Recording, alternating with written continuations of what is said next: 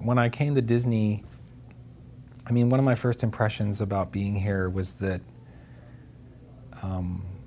there was drawing everywhere. There's a deep legacy of it being in the final product, right up there on the screen, that goes back, to the very beginning. And, there's something about that hand of the artist that I really admired so much. It was so expressive, and it can tell such great emotion and with such simplicity. And when I saw all the pre-production drawings for any show, but particularly for Paperman, there were such phenomenal drawings being done of all the characters, and it seemed like, why do we have to leave these drawings behind? Isn't there a way that we can get these drawings to move on top of the CG? Can't we get the CG to carry those drawings along with them? I mean, I feel that we're definitely in a golden age right now of CG, where there's this explosion of content. It's beautiful color and appeal, and characters are so expressive and alive, but as good as that is, there's part of me that believes that kind of stylized photorealism, it can't be the only way that computer animation can look. There's got to be other ways that animation can look, and I feel like bringing the drawing back to it has a great deal of potential. One of the things about Paperman is I always kind of knew that it was going to be in black and white, and I knew I wanted to be in Manhattan around 1940, 1950, because that's this kind of like shining moment for this great American city of like really bursting with life, and it just felt like a really magical time. The idea for Paperman goes back to when I was living in New York City and commuting back and forth to work through Grand Central Station, and just like crossing paths with people that you look at them and they look at you sometimes, and you feel like there's some connection there with a cute girl or something, and then like that person's gone forever, and like that connection's broken, and you never know like who I always kind of would wonder, who would that person be, what were they like, and that connection was like there for a second, and then it's gone forever, and you like never see that person again. And I did kind of wonder about like how would people that had lost that connection, if they ever met, or how would the fates conspire to maybe bring those people back together.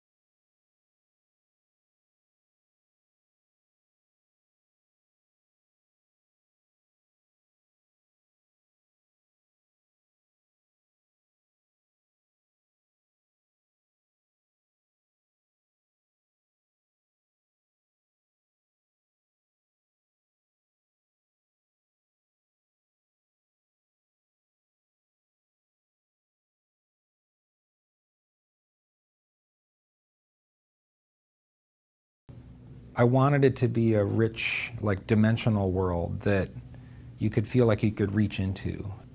I didn't want it to be super flat, and this is something that John Lasseter pushes for a lot. He wants the audience to trust that that world is out there. He doesn't want to break the spell. He doesn't want you to be pulled out of the storytelling experience. He just wants you to be immersed in that storytelling.